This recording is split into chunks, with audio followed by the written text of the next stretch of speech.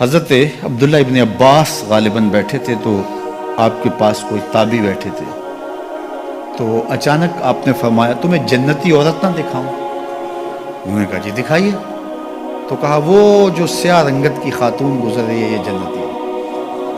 تو انہوں نے کہا وہ کیسے؟ کہا ایک دن یہ حضور کے پاس ہے اور آقا کریم سے کہنے لگی حضور میرے لیے دعا کر دیجیے، مجھے مرگی کے دورے پڑتے ہیں تو میں گر پڑتی ہوں، تو آپ میرے لیے دعا کر دیجئے میں اس بیماری سے بچ جاؤں۔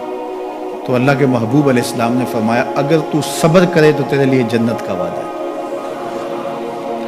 آپ کہو تو میں دعا کر دیتا ہوں تم ٹھیک ہو جاؤ گے، لیکن اگر تم صبر کرو تو جنت کا وعدہ ہے۔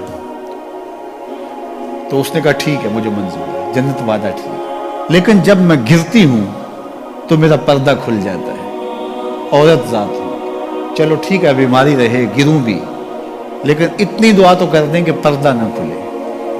تو اللہ کے محبوب نے فرمایا ہاں یہ دعا میں کر دیتا ہوں۔ کہا کہ مرگی کے دورے سے اب بھی پڑھتے ہیں، اب بھی گر جاتی ہے لیکن اللہ اس کے پردے کی حفاظت کرتا ہے۔ اللہ اکبر! تو پردہ کتنی اہم چیز ہے، اور ہمارا دین ہمیں اس کی تلقین کرتا ہے کہ تمہارا حیا نہیں لٹنا چاہیے، تمہارے پردے کی حفاظت رہنی چاہیے۔ حیا دین ہے، اور حیا کے ساتھ اسلام کا تعلق کتنا گہرا ہے کہ یہ دونوں جڑی ہوئی چیزیں ہیں۔ ایک رخصت شے ہوتی ہے تو دوسری بھی رخصت ہوتی ہے۔ مجھے بھی آپ کو بھی عملی کوشش بھی کرنی چاہیے کہ یہ جو ذرائع ہیں حیا باختگی کے، ان سے اپنے آپ کو اور اپنی نسل کو بھی بچایا جائے، اپنی معاشرت کو بھی بچایا جائے۔ اور دوسری بات کہ ایمان کی تکمیل تو حیا سے ہی ہے، یہ باڑ ہے ایمان کے لیے، اگر یہ باڑ اتر گئی تو ایمان پر حملہ ہو جائے گا۔ تو ہم مغرب کی نکالی میں اس کو ترقی نہ سمجھیں، اگر حیا باختگی لباس مختصر بلکہ اتار دیا جانا یہ ترقی اور کامیابی ہوتی تو پھر تو کعبہ اللہ کا ننگے طواف لوگ کیا کرتے تھے، وہ ترقی یافتہ ہوتے۔ تو برہنہ ہو جانا یہ حیوانیت کی طرف سفر ہے، یہ کامیابی نہیں ہے، یہ عروج نہیں ہے، یہ فیشن اور ترقی نہیں ہے، یہ تو اخلاقیات سے کنارہ کشی ہے، یہ تو حیا باختگی ہے۔ اسلام ایک روشن خیال دین ہے، اسلام ترقی یافتہ دین ہے، اسلام انسانی مزاج سے ہم آہنگ دین ہے، انسانی ضروریات کے تقاضوں کو پورا کرنے والا دین ہے۔ انسانیت سے، ہمارے مزاج سے، ہماری فطرت سے ہٹ کر کوئی دین نہیں ہے۔ تو نفس کی تسکین اور ہے، روح کی تسکین اور ہے۔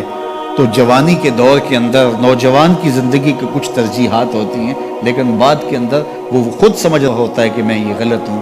آج مغرب پریشان ہے کہ انہوں نے جوانی کے 4 ایام تو اپنی خواہشوں میں اسیر ہو کے گزار لیے، لیکن ان کے بڑھاپے کی تلخیوں کو آپ نہیں جانتے کیا ہے۔ تو مغرب کے سانچے میں ڈھلنے کی کوشش نہ کرو۔ وہ اقبال نے کہا تھا نئی تہذیب تکلف کے سوا کچھ بھی نہیں، چہرہ جو نہ روشن ہو کہ تو کیا حاجت گلگو نہ فروش۔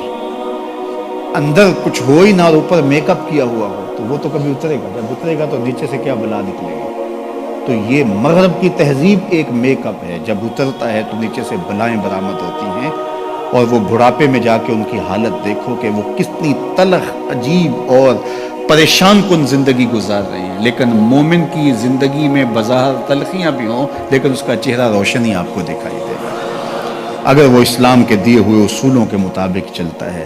تو مشرق کو کبھی بھی مغرب کی نکالی نہیں کرنی چاہیے۔ مغرب تو اس مصیبت سے جان چھڑانا چاہتا ہے لیکن ان کی معاشرت اس طرز کی بن گئی ہے کہ جان چھوٹنے نہیں پا رہی، اور جہاں سے وہ نکلنا چاہتا ہے وہاں سے ہم داخل کیوں ہونا چاہتے ہیں۔ تو میری بیٹی، میری بہن، تو مغرب کی بیٹی نہیں ہے، تو مشرق کی شہزادی ہے۔ تیرا برقع، تیری چادر، تیرا حجاب تیری آبرو کا پہرا ہے، جب تو سمٹتی ہے تو معاشرہ پھیلتا ہے۔ تیرا حیا ہی تیری زندگی کا تیور ہے اور یہی تیرا نور ہے۔ اور نوجوان کی آنکھوں کے شرم و حیا کے تلے عبادت کی لذت رکھی گئی ہے۔ اگر آپ چاہیں کہ عبادات میں لذت نصیب ہو، سجدے میں قرار نصیب ہو، اپنی نگاہوں کی حفاظت کر کے دیکھو، سجدے میں سرور آنا شروع ہو جائے گا، نمازوں میں لذت آنی شروع ہو جائے گی۔ تو اللہ ہمیں حیا کے جوہر سے مالا مال فرمائے۔